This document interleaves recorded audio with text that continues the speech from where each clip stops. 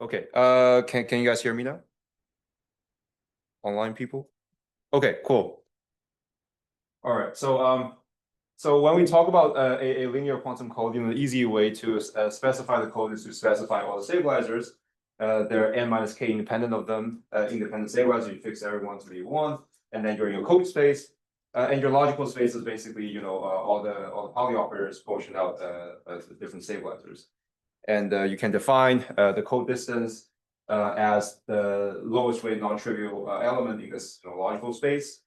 And finally, we often talk about LDPC code, which is a code that has a constant weight for every stabilizer. So you can find the basis of the stabilizers so that every one of them has a constant weight. So this is kind of a static notion of a quantum error correction code, right? It's rather mathematical. You just specify a bunch of things.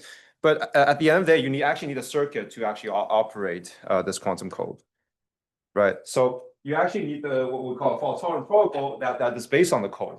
So what we mean by that is a space-time dynamics that it prepares a logical space in the code space and operate in quantum information that's encoded in the code space and decode whenever there's an error that's happening. So we have a workable definition in our paper, which is that protocol will try to stabilize some stabilizer code, and maybe in the future we'll generate a new stabilizer code so that your error correction procedure can go on and on. You'll always be in some kind of code space. So a general kind of fault-tolerant protocol in our definition will be that it's a black box. Suppose you have n qubits, right, of the code that you're trying to operate on. And the black box will measure all the stabilizer code, all the stabilizers of the incoming code.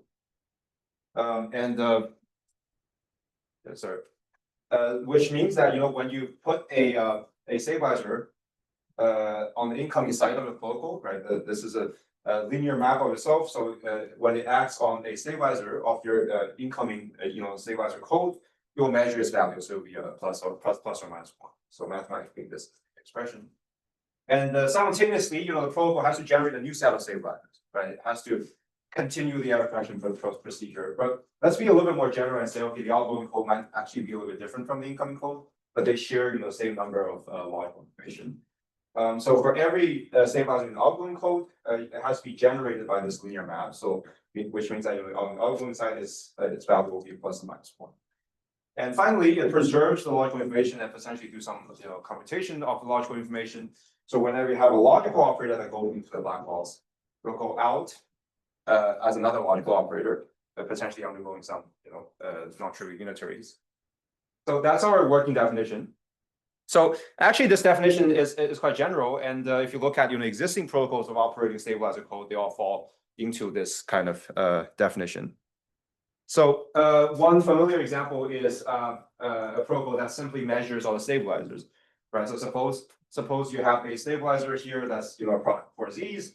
A common protocol to actually measure it is just to initialize an epsilon, do a bunch of control NOT gates, and then eventually measure the value of the epsilon.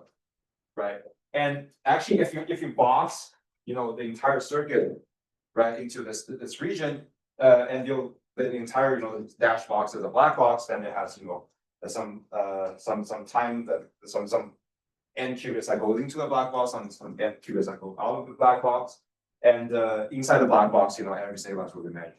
So in this case, the incoming stabilizer is equal to the outgoing stabilizer. And the logical is trivially going through, right? Because we just project out all the stabilizers. So logical information is there, and there's the action in the logical space is trivial, right? Sorry. Feel free to ask any questions if you have any questions. So there are existing other protocols that basically achieve measuring all the stabilizers, right? Like if you, for example, read Daniel's textbook, right? There are like the sure way of doing stabilizer measurement, which you prepare a cat state with the same length of a stabilizer, and then you do a transversal CNOT between the cat state and the data qubits of your static code, and then you measure all the qubits in the cat state. There are other ways like Steen or Neal, and basically all they achieve is that they basically perform this linear map. right? You have the same incoming outgoing stabilizer code. You measure all the stabilizers of the code, and you do trivial action on the strings. So, but there exists some novel kind of ways of doing stabilizer measurement that kind of goes beyond this paradigm. So for that, there's one very popular example that people talk about nowadays is the Fault code. So Fault code is actually a way to measure stabilizers using only like lower weight measurements. So for example, let's take the Haah and Haah Fault code. So it can be defined on all the three colorable lattices. So this is the adaptation actually on the square octagon lattice, which also is three colorable. So the qubits live on the vertices of this lattice. And the code is operated in a completely like measurement only way. So it operates around using a 3-round schedule. So you can label it by 0, 1, 2. So the schedule goes like 0, 1, 2, 0, 1, 2, and it goes on. So in the 0th round, you measure the product of two Z operators on every ring bond. So like Z here, you measure it. And at the first round, you measure X times X on the blue bonds. And the second round, you measure Y on the red bonds. And the cycle goes on and on. But people realize that this is actually a very interesting way to actually measure stabilizers of an underlying toric code. Why? Because if you look at stabilizers, for example, at round 0, at every round 0 here, what you find is that the stabilizer group at this time step, this instant stabilizer group, consists of a toric code on square lattice concatenated with 2 qubit repetition code. And where's the concatenation? Well, if you consider these shaded boxes, they're essentially one logical qubit out of the 2 physical qubits, right? Because you measure the product of the z's, right? You essentially created a 2 qubit repetition code, right? Whose logical z is a single z, right? Logical x is the product of 2 x's, right? You create a 2 qubit repetition code that's concatenated on the toric code, which is formed by all these shaded boxes, right? These shaded boxes, they form a square lattice, right? And you can define a toric code on this lattice. So after 4 rounds, which you do 0, 1, 2, and back to 0, what you will find is that this underlying toric code, the stabilizer of this underlying toric code is all measured. And what's interesting about another interesting fact about Haah and Haah Fault code is that the logical operator actually undergoes some non-trivial polymorphism. So if you're shooting a logical in this protocol, it will actually give you another logical which is actually not equal to its initial expression. So for example, you can put in a logical x, right? You can put in a logical x at 0th round, for example, and you do 0, 1, 2, 0. And then you look at, what is the logical after all these measurements? What you will find is that it actually becomes a logical z. So this is a kind of new way of doing stabilizer measurement. It's measurement only, right? And there's some non-trivial logical operations. So does it actually fit in our paradigm of a fault-tolerant protocol, right? If so, how do we construct it in general, right? Because this seems like the anecdotal kind of example where you heavily utilize the underlying structure of the topological order, right? Which is also true, in all of these subsequent following works. They all utilize more or less the fact of the underlying topological order in order to construct more general Fault codes. But let's say your code has not that easy to recognize kind of topological structures, like for example BB codes, right? It's still somewhat topological by if you can come up with a definition, but it's definitely not a clear of an intuition for you to actually construct maybe a pairwise measurement only protocol that operates them. So it calls for some new kind of generalized way of construct fault-tolerant protocols. So we've been largely inspired by the following set of works, so the so-called Fault-tolerant work, Fault-tolerant, which is actually a very general way to turn any stabilizer measurement circuit into a low-weight measurement. So the gist of these two works and some follow-up work is that you can use the so-called ZX calculus, which is a tensor network-based language, and write down the projector of all the stabilizers. So you imagine that this black box that I just draw consists of projectors, and it has some standard forms that you can represent them using tensor networks. And this tensor network has some rewrite tools that you can manipulate them in order to turn the standard form for projectors into a circuit that consists of your desired operation. In their case, the desired operation is like single and 2 qubit pairwise measurements. So if you the way to read the circuit is actually if you have two nodes of the same color, it just means that it's a pairwise measurement in the respective bases. So for example, this is a pairwise measurement of x times x for these 2 qubits. This is a pairwise measurement of z times z for these 2 qubits. So they have a systematic way of turning the projectors into a stabilizer measurement circuit. But it seems that all they did is coming up with circuits that are essentially so-called ZX equivalent to the standard form of the projector, right? So because you're doing projector, the logical space is untouched, right? The logical space is static, right? There isn't any non-trivial logical operation. So it seems like we're in a kind of weird situation where if you want to have a flexible way of doing things in pairwise measurement, then you're kind of just doing trivial logical operations. But if you want to do interesting logical operations, as these folks did, you kind of stuck with some simple codes, right? So so that's why we kind of want to address these problems altogether, and so we want to have a systematic way of constructing fault-tolerant protocols which achieve these kind of goals. So we want to construct the generalized fault-tolerant protocols, which according to our definition of measurement, measuring stabilizers, generate a new set of stabilizers, and do some logical operations, which preserves or at least possesses a macroscopic kind of code distance, which is comparable to the static code that we want to operate on. And we want to design a fault-tolerant protocol that tailors towards native hardware operations. For example, there are hardware platforms like Maranas or dual rail transmons that actually supports native pairwise measurement of Pauli operators, right? So suppose you're an engineer that works on these platforms, how to design a protocol that only contains these pairwise measurement or like low weight Pauli measurement protocols. And we are also able to modify these protocols that we constructed whenever there is some defects in your code, maybe some qubits drop out during some time, like that they're gone, or like maybe you fabricate your chip and you find that this transmon actually is not usable.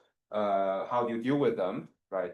In the dynamical like fault-tolerant protocols, and also how to think about equivalence between different fault-tolerant protocols, right? Like for example, whether this one, like what's the relation between this one and let's say the Hastings and Haah, right? Like, is there any relationship? Like, how do you think about the relationship between all these dynamical protocols? That seems very different.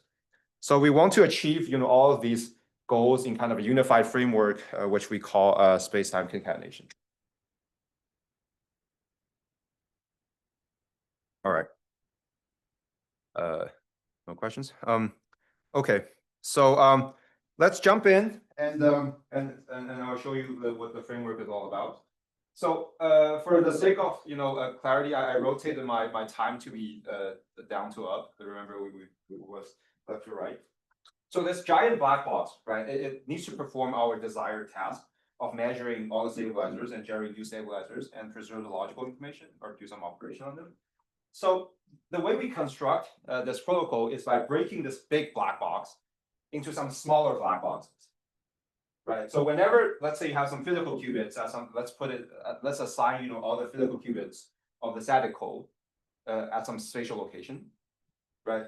So our protocol, our construction begins by replacing the physical qubits of a static code with a box, right? Let's call it a little gadget here, and so for every physical qubit, we put a gadget at its spatial location, and they'll be connected by some bonds, and these bonds are kind of abstract way of kind of writing down the operation that you do between these local areas, right? Maybe there's a gate between these two local areas. Maybe there is actually a physical qubit movement you should do between these two areas. Whatever. Like there will be some gate-like operations between these two local areas. And eventually, we want to put some conditions on these connections between these gadgets in order to achieve our goal, our definition that this is a dynamical by our definition. Right. So the connection of these local blocks is kind of arbitrary, right? But you know, you can basically connect everyone with everyone. But let's just suppose like how minimal of a connection that you need in order to realize all of your goals.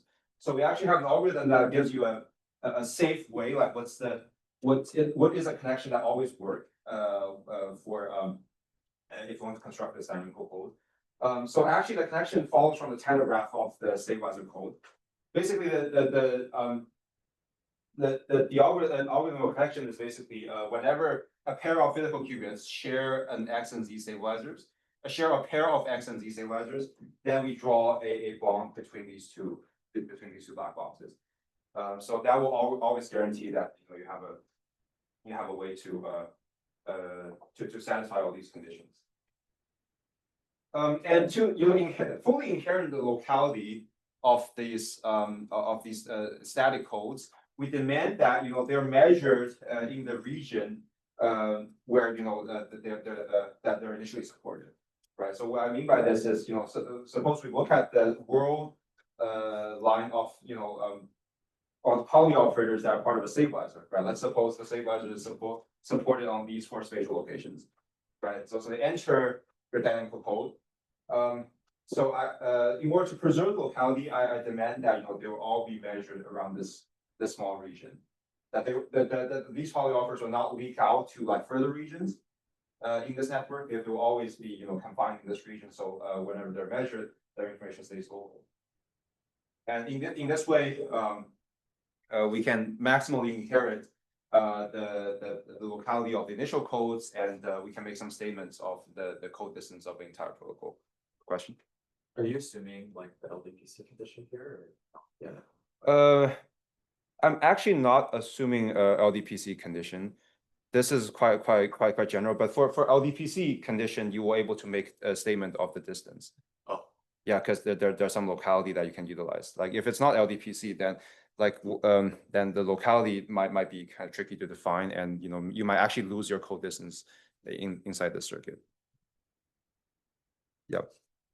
So once you have this construction, what you realize is that when you repeat this black box, right? When you repeat the black box, what you will have is some stabilizers that are generated in the previous rounds through your network will be actually measured in the subsequent rounds. Like if X like the incoming stabilizer code is equal to the outgoing stabilizer code. So the Pauli operators, like if you trace out their history, they actually form a closed web on this network. So that means that this is actually a detector. This is actually a detector that will keep track of any location. This network will be sensitive to Pauli error that happens on this different location on this network. So whenever it touches the shaded part of this network, will be like, for example, it could be anti-commuting with some of the operators on this network. So that will give you a syndrome that will signal the space sample location of this Pauli error. So in our construction, there are these few steps that you have to go through in order to finally have a circuit of this program constructed. So the first step is we parameterize all these bond operators, right? Because we need to so in our setup, all the Pauli operators will be mapped, will be all flowing to the bonds, right? So the first step is to fix the Pauli operators on the bonds. Actually, so first you can just assume that they're unknown variables. So given some parameterizations as unknown Pauli string, and then we use the incoming stabilizers to actually come up with some constraints on the bond operators. For example, this guy might support an X stabilizer, but it also can support a Z stabilizers. So you will have the bond operators for the X stabilizer, but you will have another set of bond operator for Z stabilizers, and they might overlap, right? And because we know that X anti-commutes with Z, these bond operators also have to anti-commute. So there will be constraints coming from these stabilizers. So using these constraints, we can solve for all the bond operators. So at this point, this network is basically fixed, right? It's fixed in the sense that, whenever you have a poly operator that coming into a network, its map into the bond operator will be fixed. And so the network itself is completely fixed. And then what happens is, we have to turn this entire network into an actual circuit, right? So for this, we actually resort to ZX calculus, which is a way to actually turn a generic tensor network into an implementable circuit. I'm talking about gates that we all know. And finally, you can compute the distance and logical automorphisms of this entire formalism because you know all these tensors, and you can check that whether the protocol that you constructed has a macroscopic distance or not. So this looks rather abstract. So I will give an example. I'll skip ZX calculus, which is a set of tensor network language. So let's look at Tori code as a very simple example. So let's say we want to operate the Tori code as our stabilizer code, right? The Tori code, let's define it on this rotated way. On the rotated way, every shaded pluckhead supports a weight for X stabilizer. Every empty pluckhead supports the 4-body Z stabilizer, right? So our goal is to construct a connected network that measures all the weight for X stabilizers, weight for Z stabilizers, and then generate a new set of X and Z stabilizers. Right. So for sake of clarity, I draw the time like in this kind of diagonal direction. So this is the past, this is the future, and all of these bonds are kind of at a fixed time slice. Right. So this is actually more or less like one time slice. So we want to achieve the goal of measuring all these stabilizers. So what we did is we parameterized. We parameterize all the bond operators that comes from the incoming X stabilizer, right? So we give them names. For example, I give them A, B, C, and D. And because the Tori code is translation variant, right? So for every incoming X stabilizer, I just give the same parameterization. There are A, B, C, and D. For like you have an incoming X here, you have an incoming X here. Like they all have the same bond operator. That's because translation variance. You can assume this. And these bond operators are basically polystrings, right? Like for the sake of simplicity, we just use a Clifford tensor network. So in Clifford tensor networks, it maps poly operators to poly operators. So A, B, C, D are basically polystrings. It's a string of binary numbers that you can just first assume it to be an unknown binary string, and you can eventually solve for them. And similarly, you have a Z stabilizer here that you can parameterize it using ABCD2. That will give you, the bond operator for the Z stabilizer. And similarly for the outgoing X and outgoing Z, right? So for distinction, I add a bar on top of these operators just to denote that they're bond operators of the outgoing poly operators instead of the incoming ones. So now after we fix all these parameterizations, right, we need to solve it. So the way to solve them is to actually just for example, if you focus on one of the gadgets here,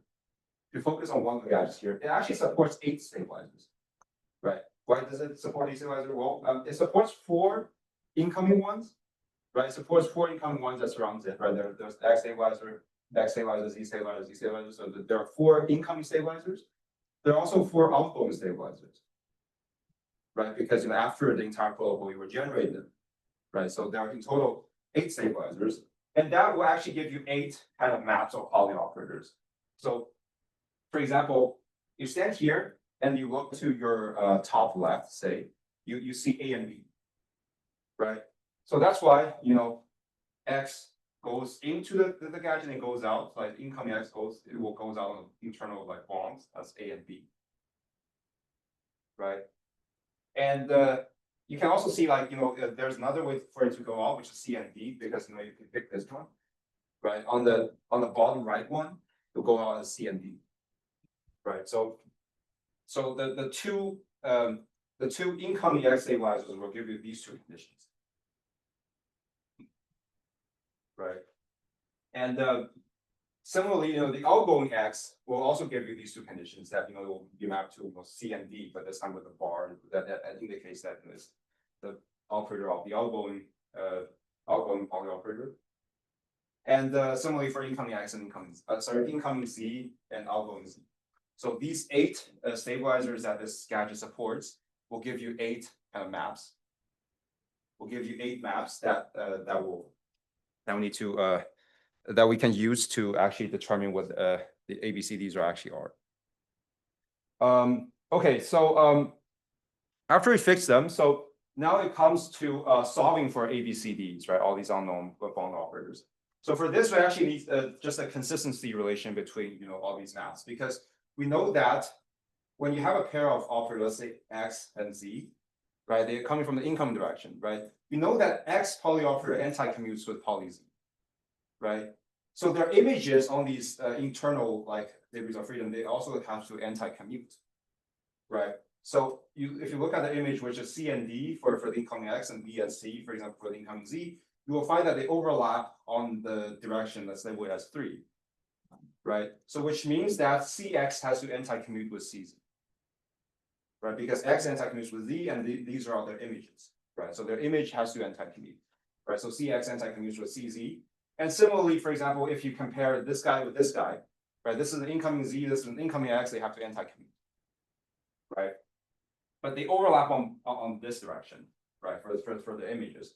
So which means BX has to anti-commute with BZ, right? And so you basically have the set of relations that all these A, B, C, Ds, they anti-commute with their Z counterpart, right? AX anti-commutes with AZ, BX anti-commutes with BZ, CX anti-commutes with CZ, etc. So you have this set of conditions, and you can enumerate all these conditions that you can have from the Pauli algebra between the incoming and outgoing Z's. So you have all these set of conditions, which looks rather complicated, but actually it admits a very simple solution. It admits a very simple solution, which is that ABCD are essentially just a single Pauli operator. So I denote them the P and Q, but P and Q are basically just two Pauli operators at either X, Y, or Z. And you can check that this solution will satisfy all these constraints. So that tells us this is actually a pretty simple kind of network, because every bond is simply just one poly, there's one qubit basically on all the edges that connects the gadgets. Are these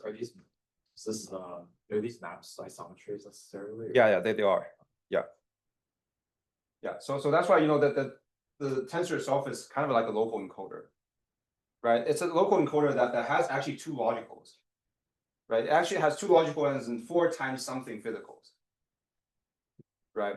The times something, that something is we have to fix, right? We first assume that there's only one qubit per edge. We look for solutions for these equations. Maybe they do have solutions, maybe they don't, right? In this case, they do, right? So we are to solve it with single polys. But in some cases, you go like to 2 polys, 3 polys, 4 polys, etc. So this is essentially a local encoder that has 4 times something physical qubits and 2 logicals. Actually, that's why we call our formula in spacetime concatenation, because the way is that we have a bunch of local stabilizer codes, right? You can think of it as a local encoder of a stabilizer code. This is a 422 code essentially, right? There are 2 logicals, and because every bond is a single poly, it's actually 4 physicals. But they're concatenated in a very non-trivial way, in the sense that they're interconnected in this way. Like normally for concatenation, the physical leg goes to a logical leg for the subsequent round of concatenation, right? But this is like concatenating the physical legs around at the spatial location. So this is kind of similar to the so-called tensor network code, or the quantum Lego code that people usually talk about. But this is a little bit different, because the quantum Lego code is a encoder. It only goes in, right? Logical information goes in and it goes out as physical qubits. Whilst our protocol is a circuit that will actually operate whatever code that you have at hand. So what is this circuit, right? So we know that we kind of already fixed the network, right? But what is the circuit implementation of this of all these tensors, all these encoders? So the circuit is really given. That the job for us is actually to turn into an actual circuit. So for this, we need to resort to the so-called ZX calculus. So suppose we fix P equal to X and Q equal to Y, right? If we fix P equal to X, Q equal to Y, we have a set of solutions. So so basically we can fix all these, we can fix the local code, right? This local code is stabilized by this tableau, right? This tableau has, the entry in and out as two logicals, and 1, 2, 3, 4 as two physicals. So I label 1, 2, 3, 4 as here, 1, 2, 3, 4, these two physicals, right? So every condition that I gave you, like these 8 conditions, will be like one row on the tableau, right? X goes in, P goes out on 1 and 2, as here, right? X goes in, A and B goes out as 1 and 2. This will give you a first row of the tableau, which is X becomes 2 P's, and X, P in the case is poly X, right? Similarly, so you have 8 rows of this tableau, right? You have 8 rows. Each row is the one of the condition that you have over there, and you can check the rank of the tableau to see if we actually maximally stabilize the code, right? And fortunate enough, we find that the rank of this tableau is actually 6. It's not 8, naively. It's actually 6 because there's some related stabilizers, dependent stabilizers. So that's why the rank is 6, and we have 6 qubits, right? 2 logicals, 4 physicals. So the tableau is actually maximally stabilized. So we are able to construct the diagram that corresponds to this encoder. So the way to construct this diagram, this is rather a little bit complicated. We can imagine a circuit that disentangles all the physical qubits with the logical ones, and then they can measure. So this is essentially the Gottesman-Neal algorithm that you can use to actually disentangle the entire tableau, and they'll give you a circuit that that represents the tableau. And this circuit is a little bit complicated, like in terms of the ZX diagram, but I promise you that it will become something very familiar in just a short moment. So for now, we just need to know that this is a circuit in a very abstract sense that has an incoming leg, an outgoing leg, and like 4 internal legs that goes in these 4 directions.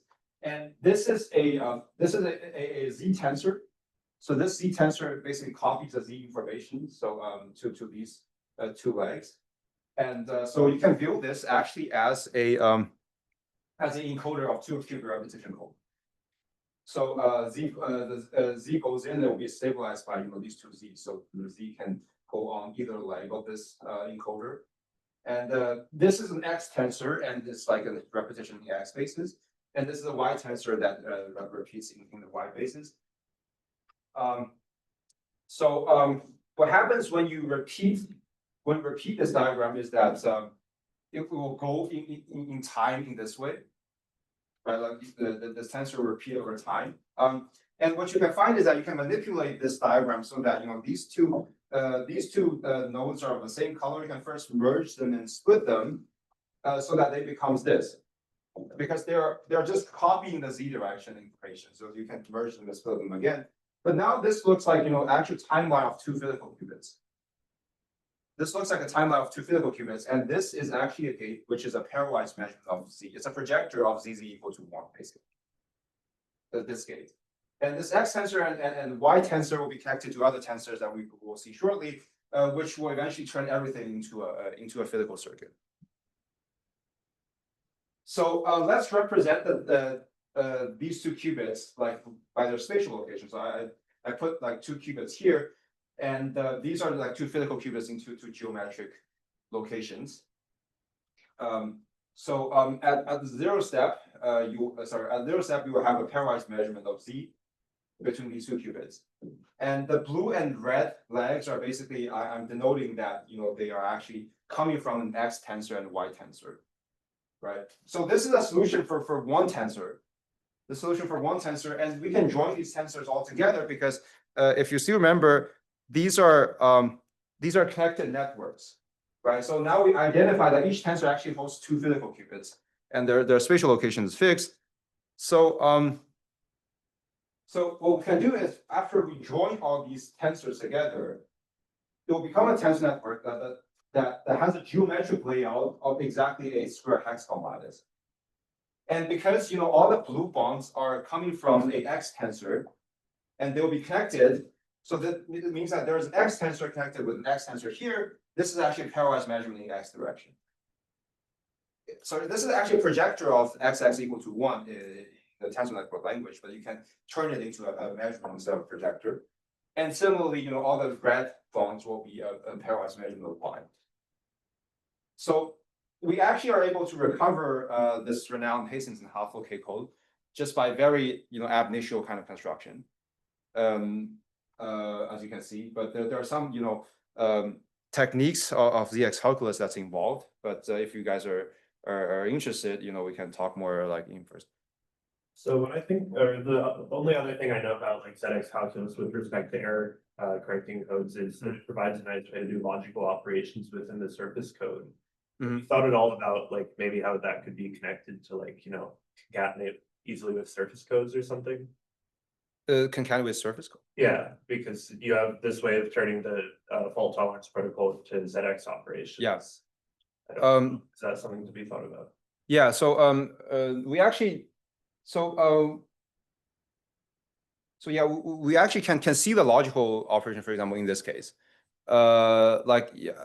This is a little bit different from what you mentioned, which is like the calculus in understanding the logical operation surface code. Like, for example, are you referring to this work like lattice surgery and understanding ZX calculus? Yeah, it's a little bit different. Okay. It's different. Yeah, it can understand that, but we're doing different things. We're kind of doing like if you want like the transversal version of it instead of lattice surgery. Okay. Any other questions? Okay, so this is not only a way to construct the code. Actually, we can just directly see what the logical operation is actually in this case. So because the tableau here, right? So you can try to shoot in an X logical in the Turing code, right? You can shoot in the X logical. So I just draw like one row of tensors. Like imagine this is a rolling out of the 2D network. But if you're shooting a row of X operator, what happens is you can multiply these two rows of a tableau. Right? If you multiply these two of tableau, we'll find that you have you have a map, which is you have an incoming X, an outgoing Z, and you have P goes out from 1 and 3 direction. P goes from 1 and 3 direction. Remember, 1 and 3 directions are these two directions. Right? So essentially you will have a row of P's on the phones. Right? So this row of tableau actually tells you that when you're shooting a logical X, it will actually come out as logical Z, which is the row of Z here. But we know that this logical Z is actually not the logical Z of this X, right? If you're on torus, you actually have a pair of logicals, right? So this Z is actually the logical Z of the other logical, right? So what happens is actually, logical space is actually, you do a logical Hadamard that turns X into Z, and then you do a swap. You swap two logical operators. So this is a logical Hadamard and a logical swap. And you can read off the logical action of the full K code just by looking at the tableau itself. Yeah. Actually, this already tells us that because the non-trivial logical action, this is actually not equivalent to the standard way of singular extraction of Turing code. Because the standard way, the logical space is always preserved. Like there's a trivial logical action, right? But interesting enough, we actually are able to prove that if you do this protocol twice, which means that if you do another round of these tensors, right, stack up two tensors over time, this logic actually becomes trivial. Right? This unitary square is a trivial unitary, right? And that actually means not that straightforward. It actually means that two rounds of the Hastings and Haah K code is actually equivalent to a standard way of singular extraction by some local unitaries in space and time. Okay, a question? Maybe I'm a little bit confused. So should I understand this as some kind of reformulation of a construction that is already known, or is this something that you could like take some general input code and then just perform a standard procedure to like use the circuits? Yeah. It's unclear. We're not reducing, we're kind of constructing circuit from scratch. But like, how do you like? So what exactly is the input? Like the input is Turing code. Yeah, in this example, is Turing code, and the output is this circuit that is Hastings and Haah. So these steps like are kind of doesn't rely on details of the code or? Right. So that's why I'll give you a more general example, which is Sure. the BB code. So as some of you know, BB code has a toric layout, right? You can put all the qubits on a 2D grid. So they form a square lattice, right? So in our case, we rotate this lattice by 45 degrees, just as what we did for the toric code, where we rotate so that the qubits, physical qubits itself form a square lattice. So if you look at BB code closely, what you will find is that every left qubit share stabilizers with actually 3 right qubits. Sorry, this is not true. It shares stabilizer with right qubit of multiple right qubits, right? So in order to come up with a network of like the gadgets, what we did is we first replaced all the physical qubits in the BB code by a tensor. Right, that's the first step. We replace. So we don't do anything to the check qubits, right? Because check qubits is just one way of doing signal construction, right? We ignored all the check qubits. We just focus on the physical qubits. We replace all the physical qubits by one black box, and based on the stabilizers of the BB code, there are 3 monomials, right? You can specify which are 3 relative directions. Actually, these monomials will give you 9 different directions, right? There are 3 monomials in A, 3 monomials in B, and you can multiply A and B, so you have 9 relative directions between left and right qubits, right? So these 9 relative directions you can parameterize them using 2 numbers which are equal from 1 to 3. So there are actually 9 directions. So there are 9 directions of the left qubits that will be connected to the right qubits, because all of this left qubit will share a pair of stable X and Z stabilizers with all of these 9 right qubits. I think in this picture the qubits just left and right. Yeah, these are just left and right qubits. I replaced them by tensor. There's no check qubits in this graph. Also, I rotated by 45 qubits. Okay, so the cookbook is kind of the same. So you look around like to see how many stabilizers you actually support, right? So actually in this case, we know that every qubit in BB code supports like 6 stabilizers, right? 3 X's, 3 Z's, right? So the 3X stabilizer is actually supported on the direction of 1 2 1 1 1 2 1 3 and 2 1 2 2 2 3 and 3 1 3 2 3 3. Of these are 3X stabilizers. And the 3Z stabilizer is they are supported on 1 1 2 1 3 1, and so the 3 legs agree on the second entry. The X stabilizer is like they agree on the first entry. So we repeat what we did for toric code. We repeat what we did for toric code, but this time it has 9 different directions, right, instead of 4. So it's easier to organize the 9 directions into a matrix. The 9 poly operators, the 9 poly strings, we can organize them into a matrix. So there will be 4 matrices, right? 4 matrices, one for incoming X stabilizer, incoming Z stabilizer, outgoing X and outgoing Z, and there will be 9 directions. So you have 9 unknown poly operator. This is already a solution, but you have 9 unknowns for every matrix, right? So in total you have 36 4 times 9, and you also need to come up with consistency relations between X and Z, just as we did for toric code, right? Remember for toric code, we say, incoming X and incoming Z, because they anti-commute, their image also needs to anti-commute, right? And the same thing here, you have incoming X and incoming Z. So the incoming X will be mapped to, legs are coming out from these 3 directions, and incoming Z will come out in these 3 directions. So that means this operator has to anti-commute with this operator because they only overlap here. Right. Similarly, like this guy has to anti-commute with this guy because they only overlap in here, so that these 2 operators have to anti-commute. So basically, every element of this matrix has to anti-commute with the corresponding element in this matrix. Right, and similarly for that. But there are also commutation relation, which is that the AX actually commutes with outgoings. Right, so you have this many consistent receive relation, and what we found is that the simplest solution here is that there needs to be 3 diagonal elements that are actually polystring of 2 polys for the solution to actually hold. And the rest of the entry you only need one poly. So it's a little bit more complicated than toric code. For toric code, every entry is single poly.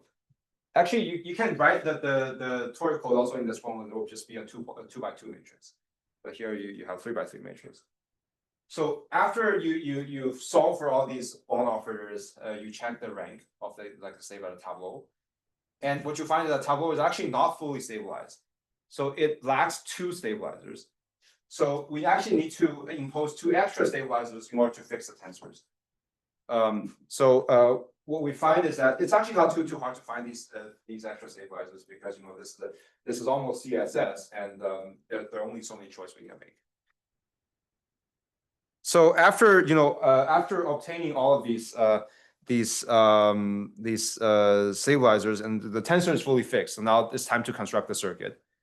So again, we utilize the ZX calculus language, and we turn the entire tableau into a ZX diagram, which you have incoming, outgoing, and you have your entire matrix. The matrix has 9 entries. The diagonal entry actually represents 2 qubits, so that's why there are the two outgoing lines in this direction, and the rest of the entry is like 1 single qubit.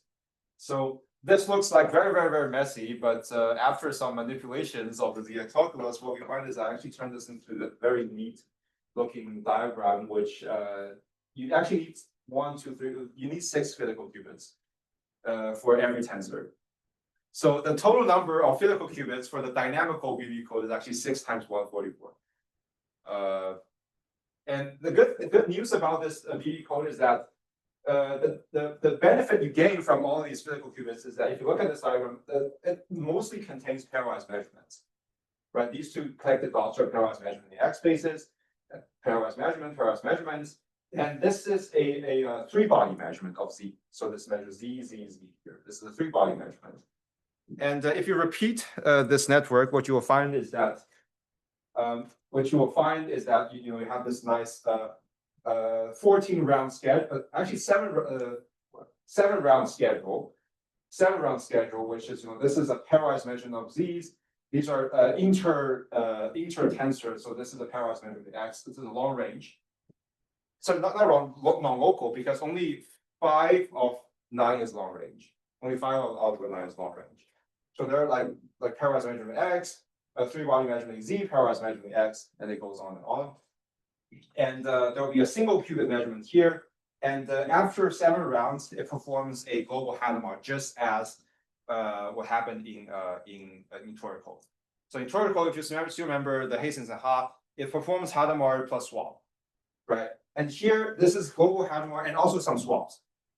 And because we know that the swap is more, so this is not technically a swap for BB code. It's actually a permutation of logicals in BB code.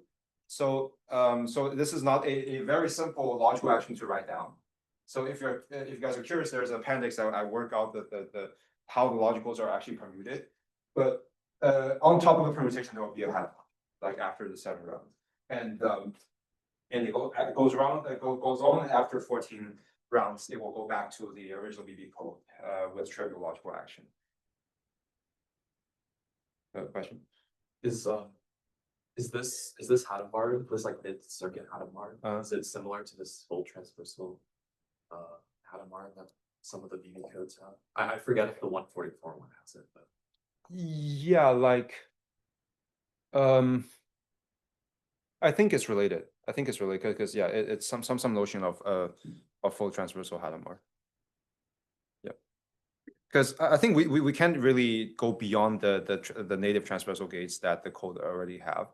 So if we're able to perform these like transversal, if we're able to perform these Hadamard and swap, these are likely native operations of the BB code. Yep.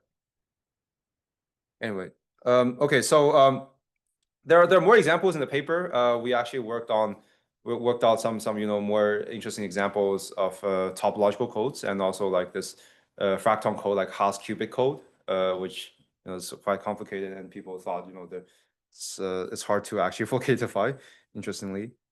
So but I want to spend the final minutes talking about the fault tolerance of our protocol, because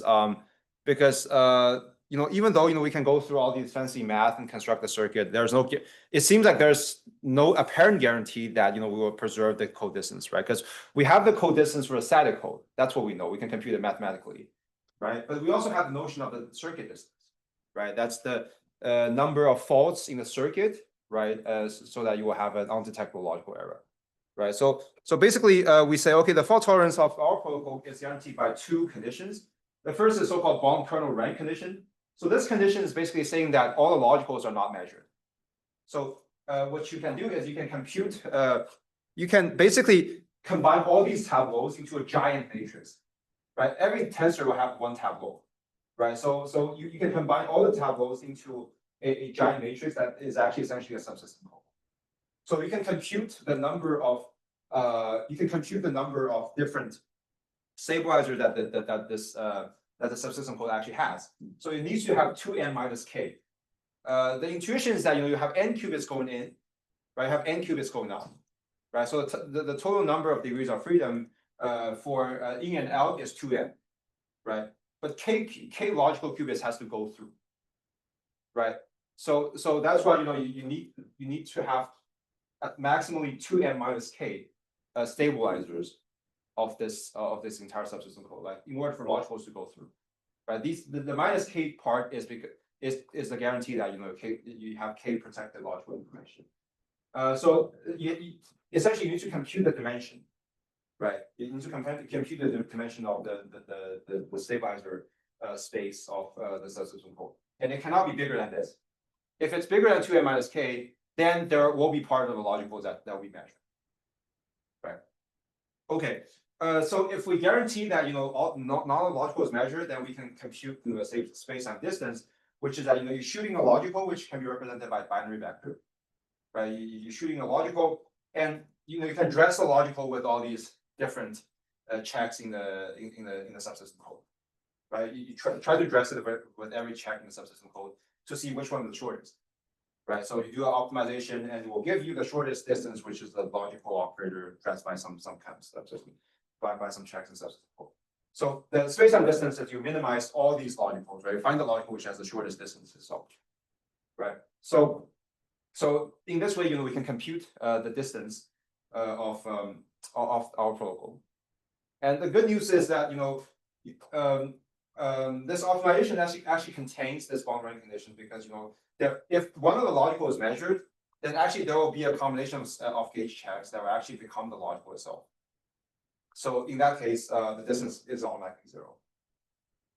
So we can avoid the situation by doing this computation and try to read off the number, right? So this will actually give us the distance of the dynamical code. And just to flash some extra results that we can actually deal with hardware defects. So for example, if there's a connection between two physical qubits that are broken, we can simply take out this bond in the network and try to redo our algorithm. So if we rerun our algorithm, I can find a new stabilizer code that can adapt to this defect. So for example, if you're missing a bond, so your bond operator cannot actually be supported on this bond, right? So you need your bond operator to actually go around this defect in order for it to work. And in this case, like for Hastings, for toric code, a single poly doesn't work. You actually have to go through to 2 polys. And in physical meaning, it means that your 3-round schedule actually becomes a 6-round schedule, where round 1 you actually do pairwise measurement of group bonds, but for the start qubit, actually do a single qubit measurement in X spaces. Why this is a 6-round schedule? Well, because after 0, 1, 2, actually you don't return to the initial code. You actually need to do 6 rounds in order to return to an initial code. And similarly, if you have a qubit that's dropped out from this grid, you can just simply take out the tensor entirely and take out all its bonds. I mean, this is just for visual guidance. But so the poly operators should also go around this defect, right? You cannot simply touch the defect anymore. So you do reround the algorithm locally. What you find is also a 6-round schedule, which the first round you modify the first round so that this becomes a single qubit measurement in X spaces. And the second round, the red starting qubit actually you apply a local Hadamard, whilst other bonds are pairwise measured in Y basis. So we are able to adapt to hardware defects if there's a broken connector or like, there's missing qubit in your code. And a funny story is that, we can actually view like open boundary itself as, tons of like broken connectors, right? You can just imagine that all these connectors are gone, right? So our protocol will be able to adapt for K codes for open boundary too. So that's pretty cool. And because open boundary is actually a lingering problem in full K code community, which is that, if you just naively truncate the full K code on open boundaries, you actually measure the logical which is supported on the boundary. So, but if you view the boundary as a giant defect and rerun our algorithm, actually you're able to safely avoid that problem by coming up with a 6-round schedule. That's akin to the strategy called rewinding that people use to avoid measuring logical on the boundary. So I guess that's it. So in summary, we have a way that we can incorporate hardware features like pairwise measurement in order to construct syndrome measurement circuits for generalized stabilizer codes. It's a dynamical protocol, and we are able to identify the non-trivial logical action of the protocol that we constructed. But one problem for the future will be can we target any specific logical action that this dynamical protocol actually has? Right, this is an open question because here our construction is like we first construct everything, then we can check a posteriori that whether what is actually a logical action, right? And can we construct dynamical codes for non-abelian quantum memories that will be useful if you do like universal computation, right? Because non-abelian codes can perform non-Clifford operation. And can we construct single shot dynamical codes that you don't have to go through D rounds. A repetition of our protocol, maybe just one round will be enough to turn the stabilizer code into something that's single shot decodable. So with that, I'd like to conclude, and thanks everybody for listening.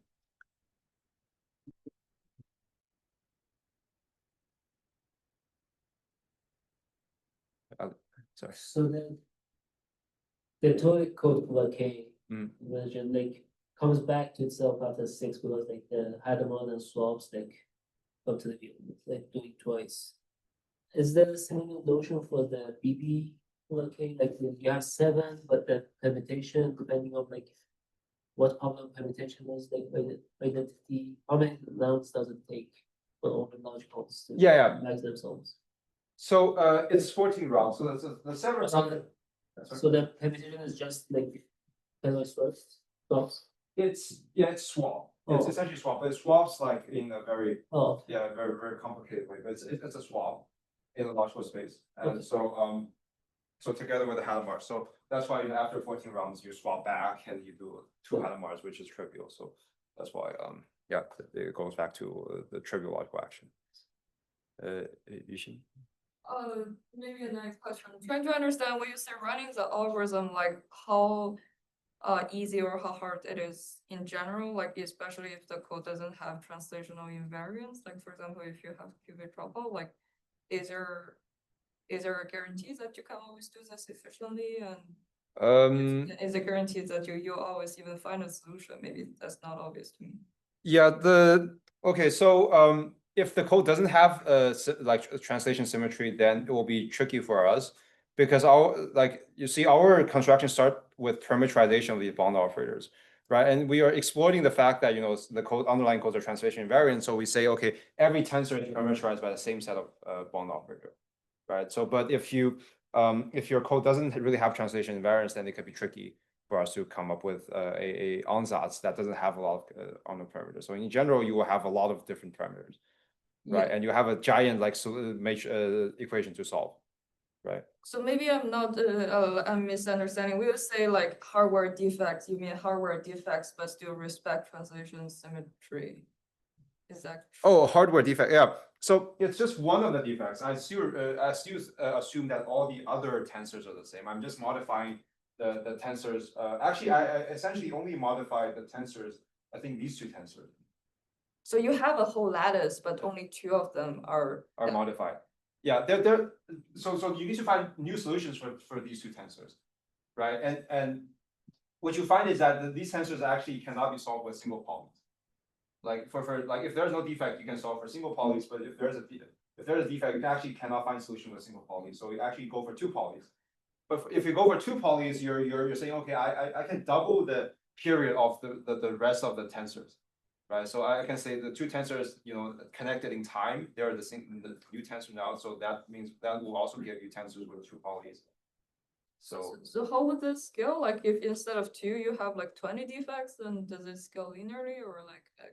Oh, it doesn't scale linearly because if we have a way to adapt to one defect, we can just take the strategy and say, okay, yeah, when you have other defects, you just do this. You just locally do this modification. You don't have to go through the algorithm again. Okay. The algorithm tells you how to adapt to one defect, right? If you have other defects, you do the same thing around that defect. So as long as it's in the same location, like relative location in the lattice. Yeah, you just do like, for example, if you have another broken connector in this direction, you do this for those two. Okay, thanks. Sam. So for the surface code, I think like during like mid-circuit for your syndrome extraction circuit, sometimes there are some new transversal gates that emerge, like the phase gates, I think. So when you floccatify these codes, you have a longer like a syndrome extraction schedule, I guess, like based on the number of rounds. Did you notice any interesting like mid-circuit transversal gates that emerge for some of the floccatified codes?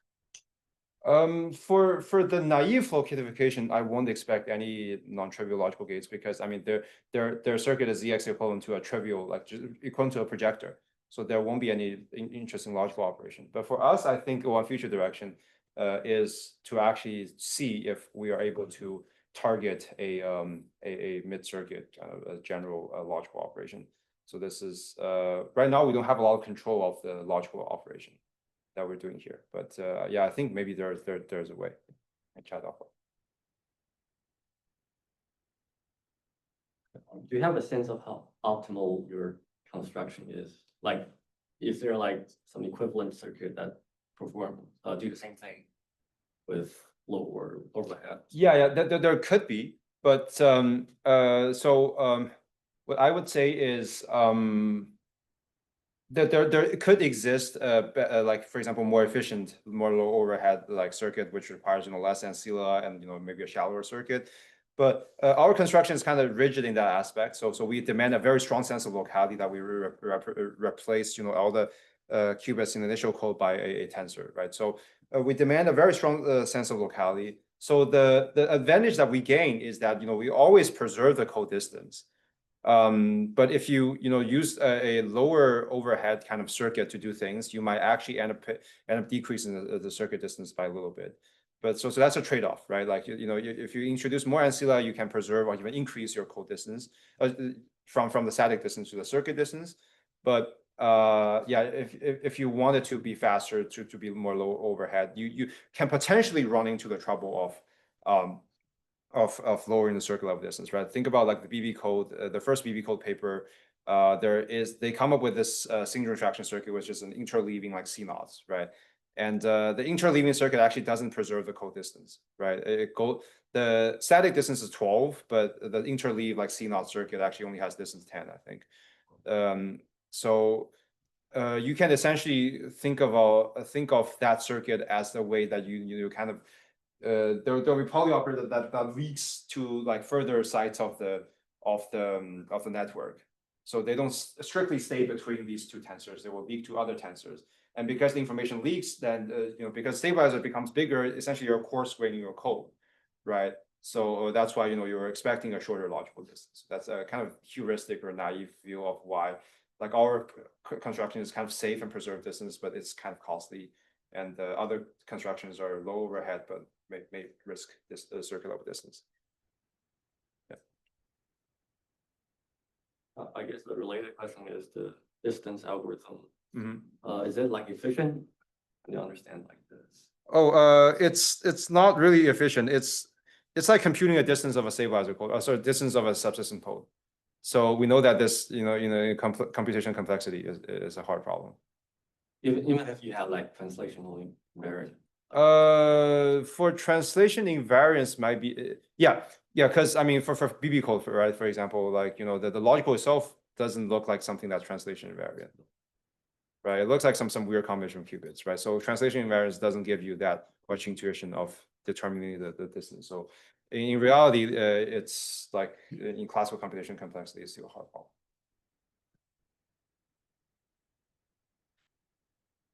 right, let's thank Chen again. Thank you.